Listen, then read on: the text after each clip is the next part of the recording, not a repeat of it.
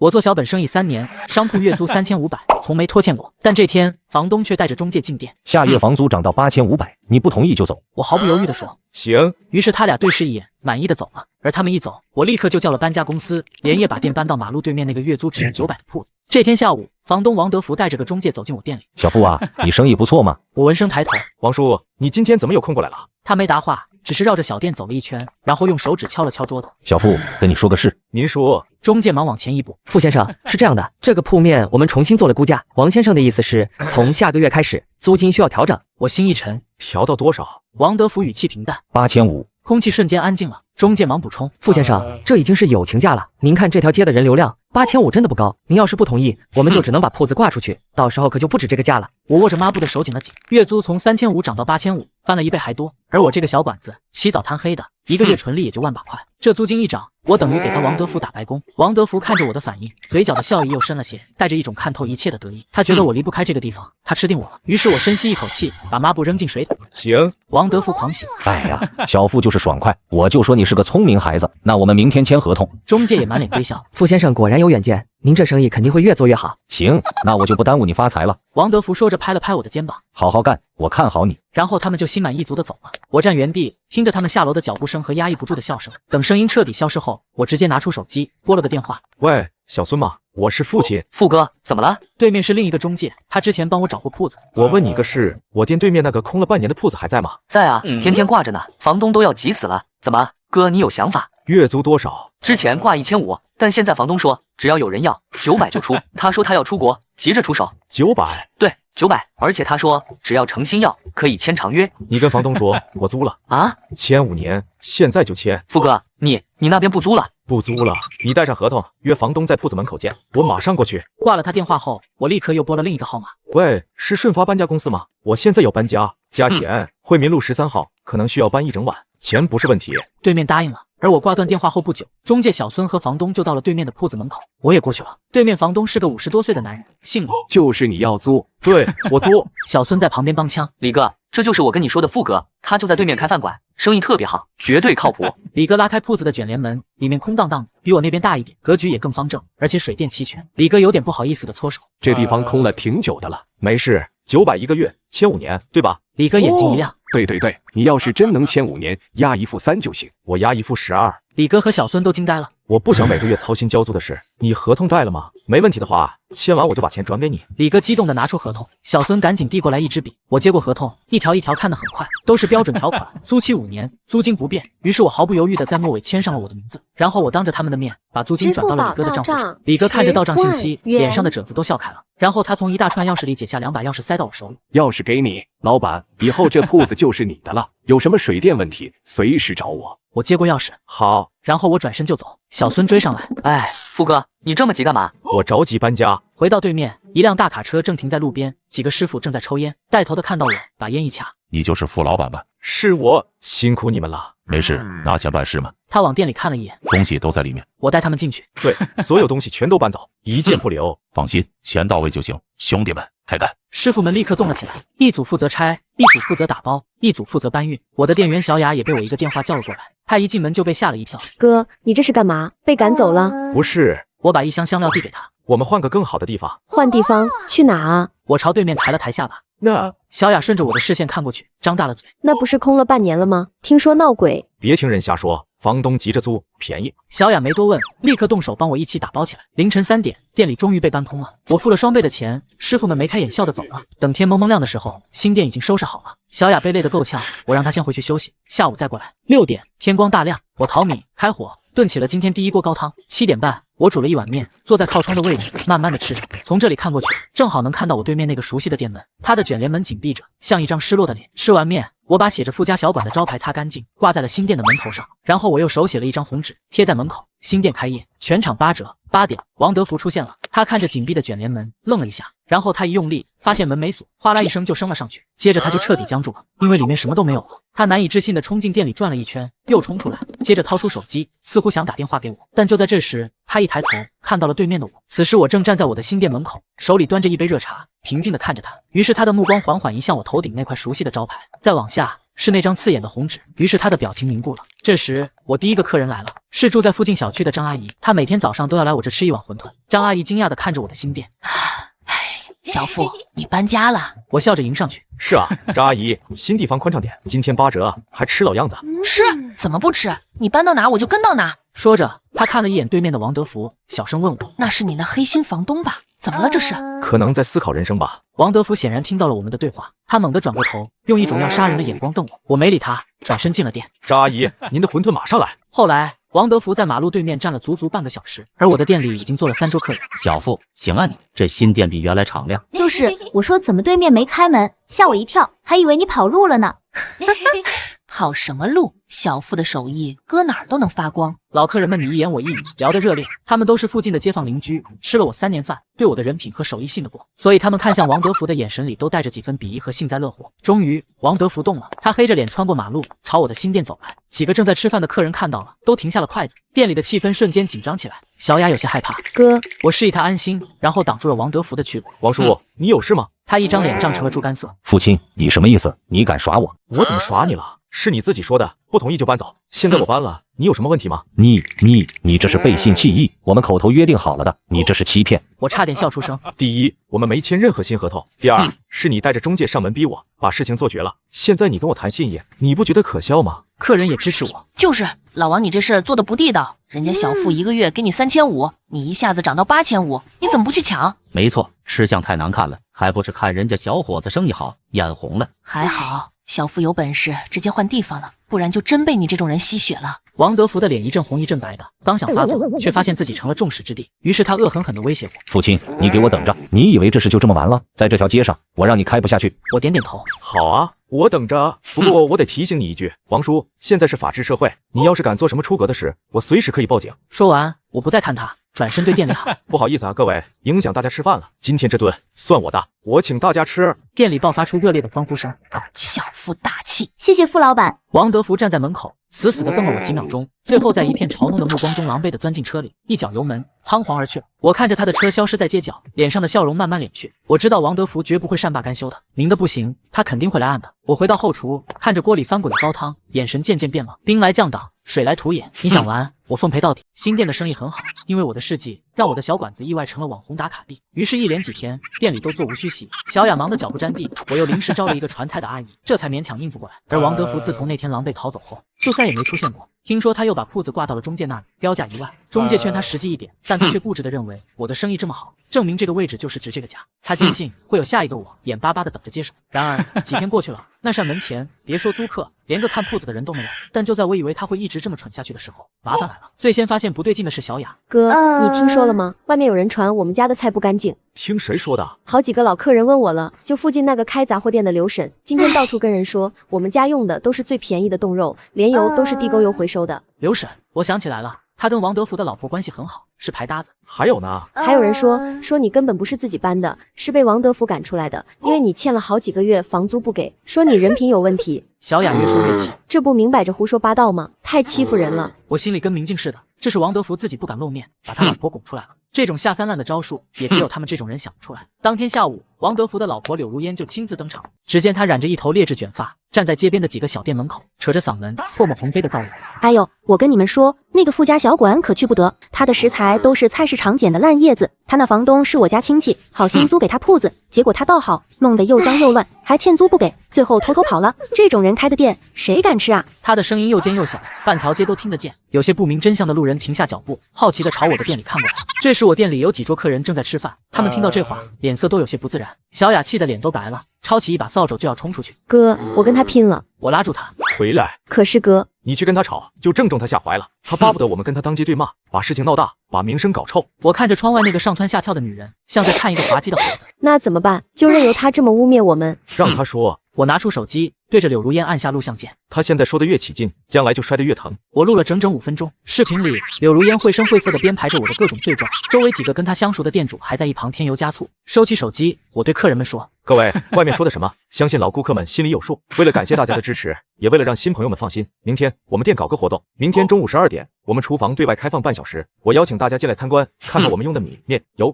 肉、菜到底是什么样的。我父亲做生意凭的是良心。”我的话音刚落，一个老客人就一拍桌子：“小付，我们信你，明天我肯定来。”就是，明天我带我邻居一起来看，让那些长舌妇看看什么叫干净。店里的气氛再次被我调动起来，而街对面的柳如烟则骂骂咧咧的走。我看着他离去的背影，嘴角勾起一抹冷笑。柳如烟、王德福，你们以为这就完了？好戏还在后头呢。第二天，我的厨房开放日活动成了这条街的头条新闻。我提前打印了几十份传单，上面没写别的，只写着清者自清，浊者自浊。富家小馆邀您亲见后厨，见证良心品质。传单被小雅和几个热心老顾客发遍了附近的小区和写字楼。邻里街坊的微信群里，我也亲自发了活动预告，配图是我昨天录下的那段视频的截图。柳如烟那张扭曲的脸被放得很大，但我用马赛克遮住了她的眼睛，只配了一行字：谣言止于智者，更止于事实。这一下彻底点燃了大家的好奇心。第二天中午11点半，我的店门口排得人山人海，大家交头接耳的，都想看看我到底要怎么证明自己。王德福和柳如烟也来了，他们混在人群外围，脸色铁青。12点整，我准时打开了后厨的门。各位欢迎参观。我的后厨经过昨晚的连夜清扫，亮得能反光，地面干燥洁净，不锈钢的灶台和操作台擦得一尘不染，墙上挂着我们员工的健康证，角落里是分类整齐的垃圾桶。我领着大家一样一样的介绍：这是我们家用的米，东北五常大米；这是我们的油，知名品牌飞转基因；这是购物小票；这是我们今天早上刚到的猪肉。大家看这个色泽和弹性，而且我用的所有的蔬菜都用活水冲洗至少3遍。客人们点头称赞：这厨房比我家都干净。小付真是个讲究人，这下放心了，以后天天来吃。就在这时，一个被柳如烟怂恿来的大妈故意找茬来了。你说的倒好听，但谁知道你是不是今天特意装样子？然后不等我回答，旁边一个老顾客就对了回去：张嫂，你这话就不对了。我在小付这吃了3年，从来没吃坏过肚子，人品是装不出来的。我笑了笑，把昨天录的那段视频投到店里的小电视上。大家或许好奇我为什么要做这个活动，因为昨天有位热心的女士在街上是这么说我的。视频开始播放，柳如烟那尖利刻薄的声音清晰地传了出来：用的都是地沟油，菜市场捡的烂叶子，欠租不给，偷偷跑了。高清的画面配上那不堪入耳的污蔑，现场瞬间安静下来，所有人的目光都齐刷刷地投向了人群外围的柳如烟，她的脸刷的一下变得惨白。大家看，这就是谣言的源头。我关掉视频，目光平静地扫过每一个人，最后落在了王德福和柳如烟的身上。我在这里做了3年生意，自问无愧于心。我的房东因为我没有接受他无理的涨租要求，就让他的妻子用这种方式来诋毁我。各位，你们觉得这公道吗？人群炸开了锅，太缺德了，简直是造谣！自己心黑，还反过来咬人一口，什么东西？原来是因为涨租不成，报复人家小伙子，真不要脸！唾骂声像潮水一样涌向王德福夫妇。王德福拉着老婆灰溜溜的落荒而逃了。我的小馆经此一役名声大噪，成了品质的代名词。当天下午，一个本来有意向租王德福铺子开奶茶店的年轻人，在听说了整件事的来龙去脉后，摇着头走了。跟这种房东打交道太可怕了。而我看着对面那扇依旧紧闭的卷帘门，内心一片平静。王德福，你的损失才刚刚开始。厨房开放日的第2天，我的店门口就排起了长龙，一直延伸到街角，其中一半是来看热闹的，另一半是来吃饭的。但很快，所有看热闹的人都变成了吃饭的，我不得不实行叫号制。小雅在门口维持秩序，嗓子都喊哑了。我店的口碑经过王德福夫妇这番神助攻，达到了前所未有的顶峰。现在我不再仅仅是一个厨子，而是成了这条街上良心、正直、有勇有谋的代名词。中午，一个中年男人挤了进来。傅老板，你好。他是在我老店隔壁开理发店的钱师傅，也是王德福的租客。钱师傅，你有什么事吗？我是来跟你道谢的。谢我什么？谢谢你替我们出了这口恶气。那个王德福不是东西，他也想给我涨租，从2000涨到4500。我这小理发店哪挣得了那么多钱？我跟他磨了半天，他才松口说再给我3个月时间。我这几天正愁得睡不着觉呢。我瞬间了然，王德福之前是想拿我开刀，杀鸡儆猴，只要我妥协了，其他租客也就只能任他宰割。钱师傅继续说，不光是我，还有开5金店的老李，开小超市的赵哥，他都打了招呼。大家都是小本生意，被他这么一搞，都快活不下去了。现在好了，你这么一闹，他成了过街老鼠，这2天都不敢提涨租的事了。原来如此，如果他再提无理要求，你们不要怕，团结起来，一起找社区或者街道办调解。他最怕的就是把事情闹大。钱师傅重重点头，懂了，傅老板，你真是我们的主心骨，以后理发我给你打5折。送走钱师傅，我心里有一种异样的感觉。我最初的反击只是为了自保，但现在它似乎有了更深远的意义。我不再是一个人在战斗了。下午，我抽空去了一趟对面的老店，卷帘门紧闭着，门上被人用红色的油漆喷了3个大字：黑心人。字迹歪歪扭扭，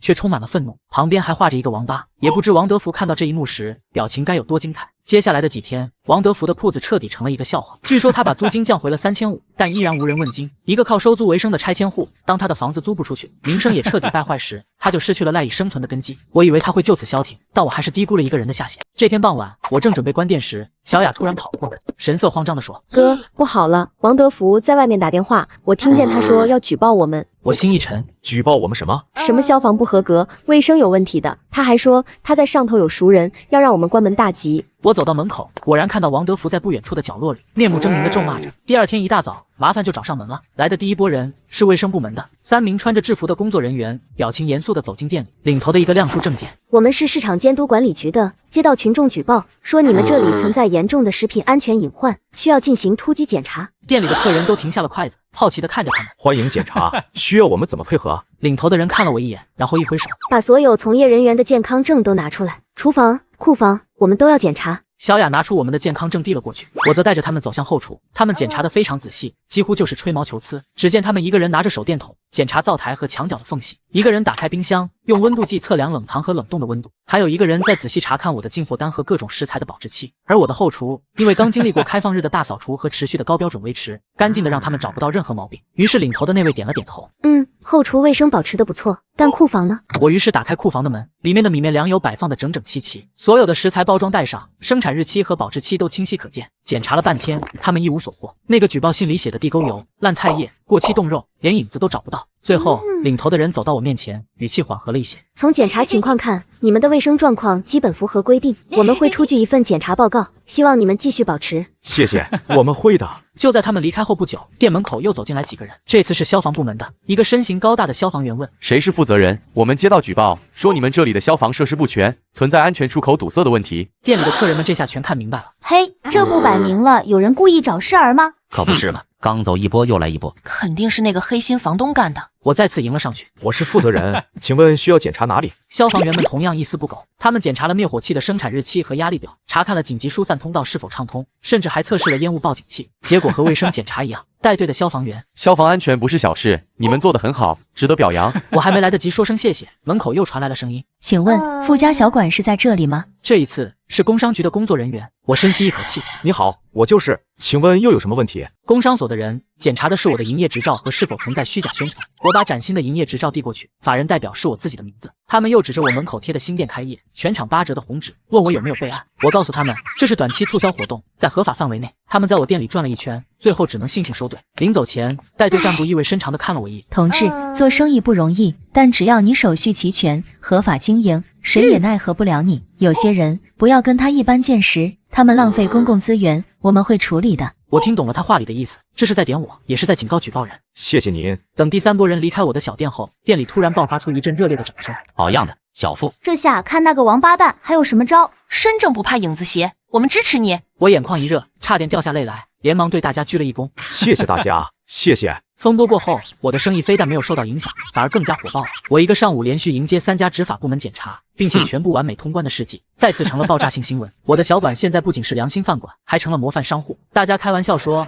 在我这里吃饭有3重安全保障，比在自己家还放心。于是当天下午，我就花钱找人做了一面锦旗，又印了几张海报。海报上，我用最大号的字体写着：“热烈欢迎市场监督管理局、消防支队、工商管理局的各位领导莅临本店检查指导。经权威部门严格审查，本店在食品安全、消防安全、合法经营等各方面均完全达标。富家小馆是政府认证的放心小馆，欢迎大家前来品尝。”我把这张海报贴在了店门上最显眼的位置，然后我拿着那面写着执法公正、一心为民的锦旗，敲锣打鼓地送到了街道办事处，当着所有人的面感谢他们对我这种小商户的关心和爱护。街道办的领导脸上一阵红一阵白的，他们当然知道这背后的猫腻，但当着这么多街坊邻居的面，他们只能收下锦旗，还得陪着笑脸夸我觉悟高，是优秀商户代表。于是我这一手反向宣传，彻底引爆了整条街，所有人都被我的操作惊呆了，然后爆发出哄堂大笑。这简直是把王德福的脸按在地上反复摩擦。他花钱托关系找人来查我，结果却给我做了免费的权威认证，成了我宣传的活靶子。然后没过多久，我就听说王德福被工商所严厉警告了，说他如果再敢滥用举报权力、恶意骚扰、浪费公共资源，他们将依法对他进行严肃处理。于是王德福最后的底牌被我轻而易举地掀翻了。我看着窗外川流不息的人群，露出了发自内心的笑容。这场战争的主动权已经回到了我的手上。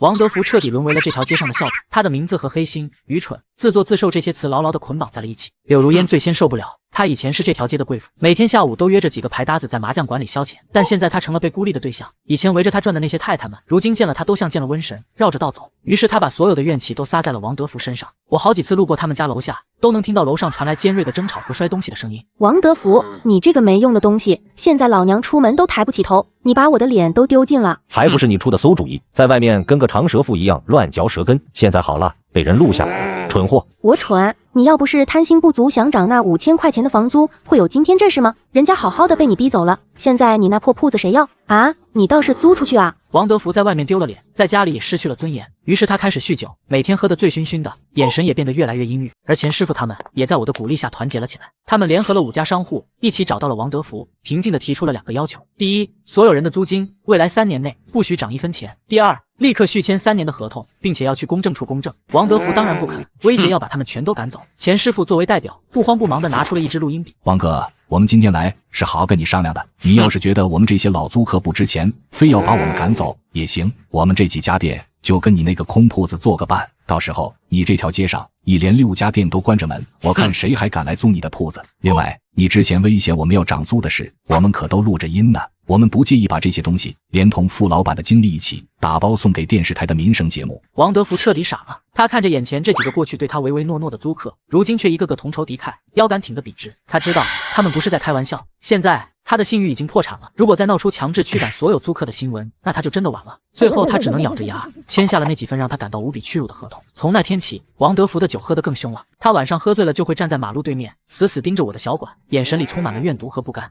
于是当天我就在店里和门口加装了4个高清夜视摄像头。几天后的深夜，王德福出现了，只见他穿着一件黑色的雨衣，手里提着一个红色的油漆桶，径直来到我的店门口，然后毫不犹豫地将红色油漆泼在我的玻璃门和海报上。接着他似乎觉得还不够解气，又拿起空桶朝玻璃门狠狠砸了2下。做完这一切后，他喘着粗气把空桶一扔，踉踉跄跄地消失了。第二天早上，小雅先一步到店，然后她尖叫着给我打了个电话：哥，你快来，出事了！我连忙赶了过去，只见小雅被气得浑身发抖。这肯定是王德福干的，他太欺负人了，我们报警吧。我安抚他，别急。然后我对着这片犯罪现场拍了好几张照片。你去找几个保洁阿姨把这里清理干净，多花点钱没关系，务必在营业前让这里恢复原样。哥，那这事就这么算了？我笑了，怎么可能？你先去找保洁，剩下的事交给我。说完，我回到店里，调出昨晚的监控录像，泼油漆、砸门、鸣笑、逃离，整个过程都被高清摄像头记录得一清二楚。特别是他泼完油漆后，有一个抬头的动作，当时路灯的光正好打在他脸上，让那张扭曲的脸清晰的就像一张证件照。我的嘴角慢慢勾起，王德福，我等这天已经很久了，这一次我不会再给你任何翻身的机会。游戏该结束了。我将那段监控视频中最关键的部分剪辑出来，然后又截取了他正脸暴露的那一瞬间，最后驱车去了镇上的照相馆。老板，帮我把这张截图打印成24寸的照片。老板看到截图后愣了一下，这不是惠民路那个王德福吗？对，就是他。半个小时后，我拿着照片回到了我的小馆。此时，保洁阿姨们已经把门口的油漆清理得七七八八了，正在进行最后的收尾工作。我没理会他们，而是径直穿过马路，来到了王德福那个空置的铺子前。然后我拿出强力胶，将这张巨大的照片端正地贴在了卷帘门正中央。我还在照片下方写了一行大字：全城寻人，此人于昨夜凌晨2点对傅家小馆进行恶意破坏，有能提供其犯罪动机及后续计划者，奖励现金5000元。几个路过的街坊见状惊呼：天哪，这人不是王德福吗？他这不是犯罪吗？活久见，自己犯罪的照片被人贴在自己家门口，他这脸皮是彻底不要了。这个消息像病毒一样迅速扩散了，不到半个小时，王德福的铺子门口就围了里3层外3层的人，嘲笑声、鄙夷声、咒骂声不绝于耳。王德福的名声在这一刻彻底臭了。这时我才慢悠悠地拿出手机，拨通了110。喂，帽子同志吗？我要报警，昨晚有人恶意打砸我的店铺，我有完整的监控录像，嫌疑人的身份我也已经确定了。10分钟后，2名帽子叔叔来了，我将存有完整视频的 U 盘交给了其中一位帽子叔叔。帽子同志，这就是证据，嫌疑人就在对面那栋楼上。帽子叔叔点点头，走，上楼带人。在数百名街坊邻居的注视下，2名帽子叔叔走进了王德福居住的单元楼。不一会儿，邋遢的王德福就被押了出来。当王德福看到自己那张被放大了无数倍的丑陋嘴脸贴在自己的铺子门上，被无数人嘲笑后，他最后的心理防线崩溃了。于是他双腿一软，瘫倒在地。我站在我的店门口，冷冷地看着这一幕。这场持续了近1个月的战争终于落下了帷幕。王德福被带走后，世界清静了，警车闪烁的灯光消失在街角，围观的人群也渐渐散去了，但空气中依旧弥漫着兴奋和议论。王德福成了他们未来几天的谈资，我则平静地吩咐小雅：客人们快来了，准备营业。哥，我们今天还开门？开？为什么不开？我走进店里，系上围裙。天塌下来也要吃饭，我们的工作就是让大家吃好饭，去吧。小雅重重地点了点头，立刻行动起来。半小时后，富家小馆准时开门营业，仿佛闹剧从未发生过。但所有人都知道，有什么东西已经永远的改变了。当天中午，我接到了派出所的电话，他们让我过去做个笔录。我于是把店交给小雅，独自一人去了。派出所里，我见到了负责这个案子的李警官，他给我倒了杯水。傅老板，你这招可真够厉害的，我们干了这么多年，还是头一次见报案人帮我们把证据直接贴在嫌疑人脑门上的。我笑了笑，我也是被逼无奈，总得让他知道做错事是要付出代价的。然后我从涨租开始，到谣言重伤，再到恶意举报，最后到昨夜的泼油漆砸门，原原本本的叙述了一遍。王德福故意损毁你的私人财物，总价值超过5000元，已经达到了刑事立案标准。王德福本人也对犯罪事实供认不讳，我们将依法将他刑事拘留，然后移交检察院提起公诉。你这边可能还需要作为受害人出庭。我明白，我会配合的。从派出所出来后，我深深地吸了一口新鲜空气，感觉连日来压在心头的阴霾终于被彻底吹散了。半小时后，我刚到店门口，等在门口的一群人就立刻围了上来。只见钱师傅激动地握住我的手：“傅老板，我们都听说了，干得漂亮！你这是替我们所有人，替整条街除了一个大祸害啊！”其他人也附和：“是啊，这种人就该让他进去待着，不然不知道还会干出什么事来。小傅，以后有什么事，只要你开口，我们绝不含糊。”我看着他们一张张真诚的脸，心里涌起一股暖流。大家言重了，我只是做了我该做的事，大家以后安安稳稳做生意，比什么都强。快进去坐吧，今天我请客。我把他们让进店里，饭馆里顿时充满了欢笑声。在王德福被刑拘的第3天，柳如烟来了。她先是憔悴地叫住我傅老板，然后就扑通一声，直接跪在了我面前。傅老板，求求你高抬贵手，放过我家老王吧。柳如烟哭得涕泗横流。他不是人，他混蛋，他做错了事，我替他给你赔罪，给你磕头了。说着，他真的开始磕起头来。我静静地看着他表演，心里没有一丝波澜。早知今日，何必当初呢？柳如烟，你起来吧，你在我店里这样，影响我做生意了。他愣了一下，抬头可怜巴巴地望着我。傅老板，他就是一时糊涂，喝多了酒才干出那种混账事。他现在在里面后悔死了，只要你去跟帽子叔叔说愿意原谅他，签个谅解书，他就能出来了。我们赔钱，我们把所有损失都赔给你，2倍不3倍。我轻轻地笑了。钱？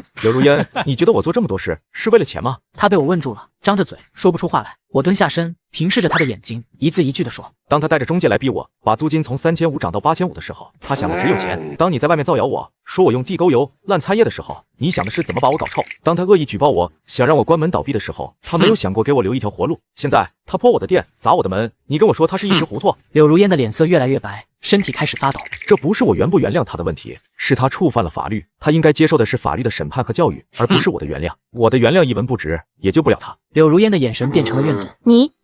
你非要赶尽杀绝吗？父亲，你这么恶毒，你会遭报应的。我有没有报应，我不知道，但我知道他的报应已经来了。现在，请你离开我的店，不然我就要报警了。柳如烟从地上爬起来，用怨恨的眼神死死地瞪着我，最后一句话也没说，失魂落魄地走了。几天后，一个经常来我店里吃饭的地产公司经理找到了我。傅老板，你有没有兴趣把你的小馆开到我们的新楼盘去？他笑着递给我一份资料。我们在城东新开发了一个商业广场，明年开业。你的手艺和人品，我们信得过。只要你点头，最好的位置、最优惠的租金都给你留着。我拿着这份资料，心脏不受控制的剧烈跳动起来。开分店，把富家小馆做成一个品牌，一个崭新的、更广阔的世界正在向我招手。1个月后，王德福的案子开庭了。我作为受害人和关键证人出席了庭审。在法庭上，我再一次见到了王德福。他穿着看守所的号服，整个人瘦了一大圈，眼神空洞，再也没有了当初的半分神气。当法庭上播放那段监控录像时，他全程低着头，身体在微微发抖。那段视频是他无法辩驳的罪证，也是他无法面对的耻辱。法庭的审理过程很快，王德福的律师试图以醉酒后激情犯罪、触犯偶犯为由，为他争取轻判，但都被公诉人以其先前一系列的骚扰和报复行为，认定其主观恶意极大而驳回。最终，法官当庭宣判王德福因故意毁坏财物罪，判处有期徒刑8个月，并赔偿被害人经济损失共计人民币38000元。当听到有期徒刑8个月后，旁听席上的柳如烟发出一声哀嚎，当场昏了过去。而王德福则像是被抽走了最后一丝力气，瘫软在了被告席上。我坐在原告席上，面色平静。庭审结束后，我回到小店，一切都恢复了往日的平静。王德福的铺子和房子，在他被刑拘后不久，就被一个外地来的投资客打包买走了，价格比市场价低了近30%。此刻，老店门口已经搭起了脚手架，工人们正在里面叮叮当当的施工。那扇曾经被喷漆、被贴海报的卷帘门已经被拆除了，换上了崭新的玻璃幕墙。属于王德福的时代过去了，而我的目光也望向了更远的地方。城东新商业广场的项目书就放在我的抽屉里。这几天我已经开始着手整理我的招牌菜谱，尝试将烹饪流程标准化。我环报了一个线上的企业管理课程。小雅看我每天忙忙碌碌，好奇地问我：哥，我们现在生意这么好，你还在折腾什么呀？我笑着对她说：小雅，这家店只是我们的起点，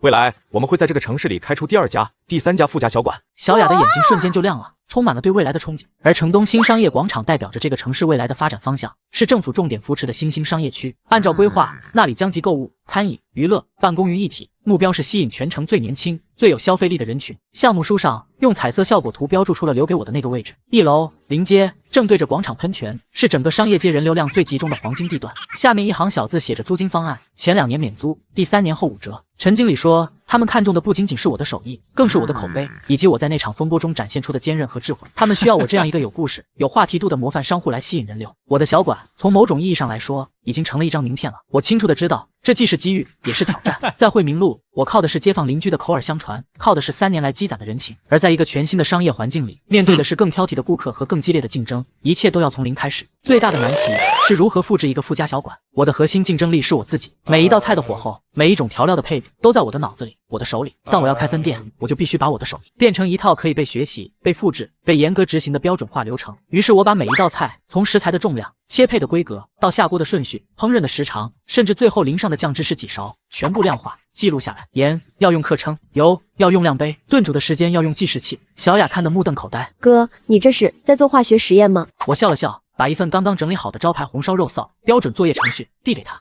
从今天起，你就是我的第1个学生。这家老店以后要慢慢交给你来管，你必须学会用这套标准，做出和我一模一样的味道。小雅的眼睛里瞬间燃起了火焰，她拿着那几页纸，重重地点了点头。除了标准化，还有人才。我需要一个能镇住场子的新店主厨，光靠 SOP 是不够的，厨师的经验和灵性同样重要。我开始留意行业内的招聘信息，也拜托一些食材供应商帮我物色人选。周末，我独自一人坐公交车去了城东。新商业广场还在建设中，到处是高耸的塔吊和脚手架，空气中弥漫着水泥和尘土的味道。但我站在那片工地的对面，看着那已经初具雏形的宏伟建筑，心里却是一片滚烫。王德福想把我逼上绝路，但却阴差阳错地为我推开了一扇通往更广阔世界的大门。我的人生冲向了一个我从未想象过的高度。我对着那片工地默默地说了一句：谢谢你。半个月后，我正式与城东新商业广场的开发商签订了租赁意向书。签约那天，陈经理亲自出席，还请来了几家本地媒体。傅老板是我们惠民路走出来的平民食神，他的故事代表了我们这个时代小人物的奋斗精神。我们很高兴能与富家小馆这样有品质、有信誉的品牌合作，共同打造城东新地标。新闻播出后，我又一次成了街坊邻居们议论的焦点。这一次不再是关于纷争和丑闻，而是充满了祝福和羡慕。小付真是有出息了，都要开分店，开到城东去了。那可不是，金子在哪儿都发光。以后我们想吃你做的菜，是不是还得跑老远啊？面对老客人们的抱怨，我笑着一一解释：叔叔阿姨们放心，这家老店不会关，永远是咱们惠民路的大本营。我会把小雅教出来，保证味道跟以前一模一样。说到小雅，她这段时间的进步神速，她几乎把所有休息时间都泡在了厨房里。一道简单的番茄炒蛋，她能严格按照 SOP 炒上几10遍，直到炒出来的色泽、口感、酸甜度都与我别无二致。我看着她专注的侧脸，仿佛看到了几年前刚开店的自己。我决定等新店开业走上正轨，这家老店的股份分给她3成。主厨的人选也在这时有了眉目。一个食材供应商给我推荐了一个年轻人，叫阿斌，今年26岁，在市里一家5星级酒店做副厨，基本功扎实，但因为性格太直，不擅长处理人际关系，在酒店里一直被压着，得不到晋升的机会。我约他见了一面，直接带他进了后厨。我做一道菜让他尝，然后把臊给他，让他照着做一遍。他只看了1遍就领会了7、8分。第2遍味道已经与我相差无几。第3遍他甚至在摆盘上做了一点小小的优化，让菜品看起来更加精致。我当场拍板：你下个月就过来上班吧，基本工资比你现在高20%。新店开业后，你有5%的技术股分红。我只有一个要求，就是严格执行我的标准。阿斌对我深深的鞠了一躬：谢谢富哥，我一定不会让你失望。一切都在朝着最好的方向发展。团队的核心成员已经就位，标准化的流程也已建立，新店的装修设计图纸也由开发商那边请来的专业设计师完成了出稿。就在我为了未来忙得不可开交时，惠民路上的过去也正在以一种决绝的方式被彻底翻篇了。对面那家由王德福几个铺面改造而成的快捷酒店，工程进度悲观，脚手架一天天减少，崭新的灰色墙体和巨大的落地玻璃窗显露出来。偶尔我会看到钱师傅他们几个曾经的租客站在街边，指着那家新酒店，神情复杂地议论着什么。我知道他们在感慨世事无常，时间过得飞快，一转眼8个月就过去了。对面的快捷酒店已经开业2个月了，生意异常火爆。他的出现提升了整条街的商业档次，也给我带来了更多来自天南海北的客人。我的新店主厨阿斌已经完美的融入了团队，他不仅把我制定的 SOP 执行的一丝不苟，还凭借他5星级酒店的经验，优化了我们的后厨管理流程，让效率大大的提高了。小雅也不再是那个跟在我身后怯生生的喊哥的小姑娘了，她的眉宇间多了几分作为管理者的沉稳和自信。现在城东新商业广场的建设已经进入收尾阶段，我的新店也开始进场装修了。我还注册了富家小馆的商标，并成立了一家餐饮公司。这天下午，店里客人不多，我正和阿斌讨论下个季度的新菜品时，眼角的余光忽然瞥见了一个熟悉又陌生的身影，是王德福。他出狱了。只见他的视线缓缓地落在了我的店上，然后穿过玻璃窗，与我四目相对。我平静地看着他，像是在看一个陌生人。他嘴唇蠕动了一下，似乎想说什么，但最终一个字也没有发出。最后，他缓缓地低下了头，迈着沉重的步子朝着街角走去了。这时，阿斌顺着我的视线看过去，有些疑惑地问：“富哥，那个人是？”我收回视线，一个老邻居罢了。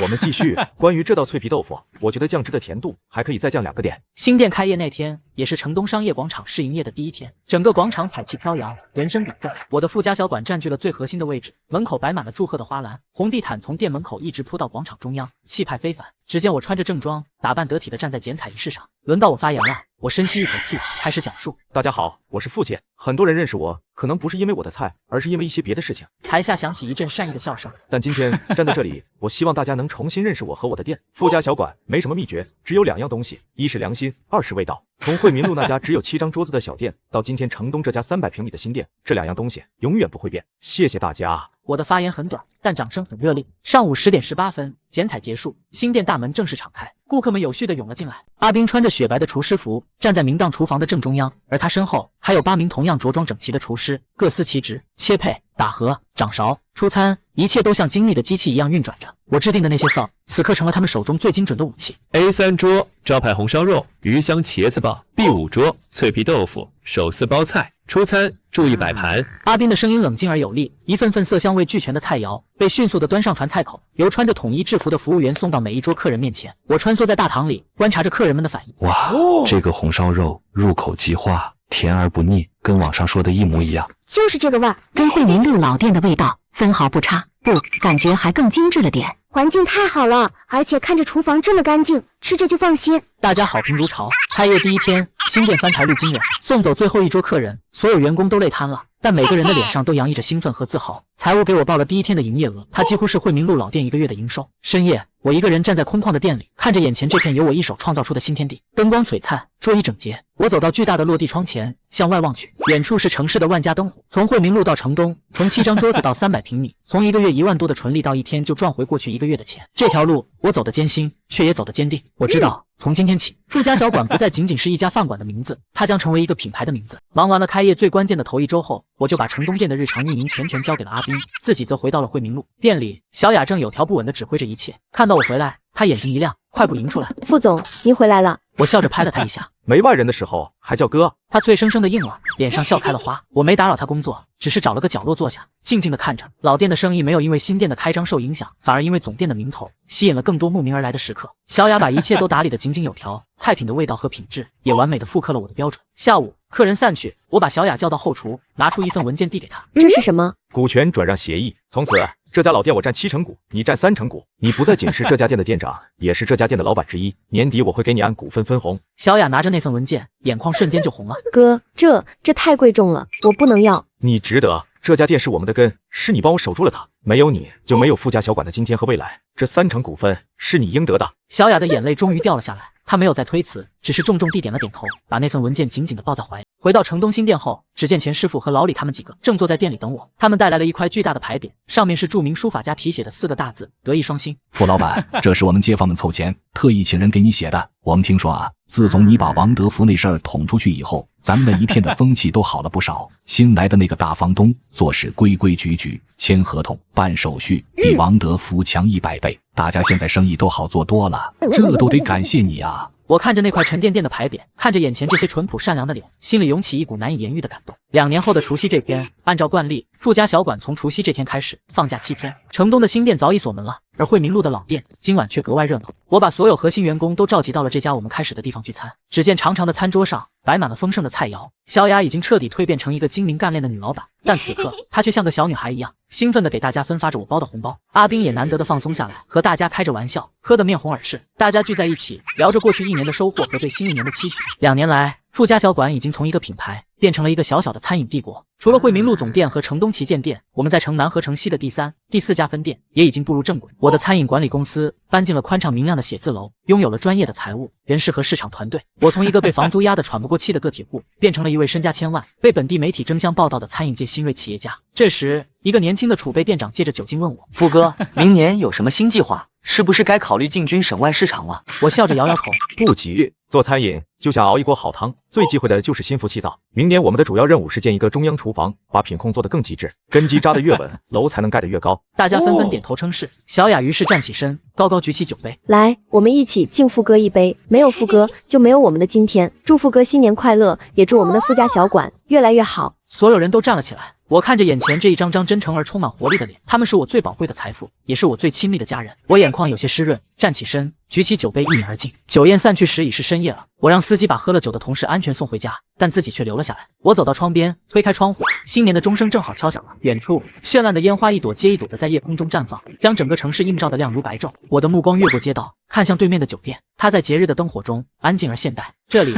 早已经没有了王德福的任何痕迹，仿佛他这个人连同那段充满纷争的过去都从未存在过。3年前，我站在这里，为了1个月5000块的涨租而忧愁。3年后，我站在这里，手下是4家生意兴隆的饭馆和一个蒸蒸日上的公司。支撑我走过这一切的，不是仇恨，不是怨怼，而是对味道的坚守，对良心的执着，和那份在绝境中也不曾熄灭的对生活的热爱。我看着窗外璀璨的烟火，慢慢的笑了。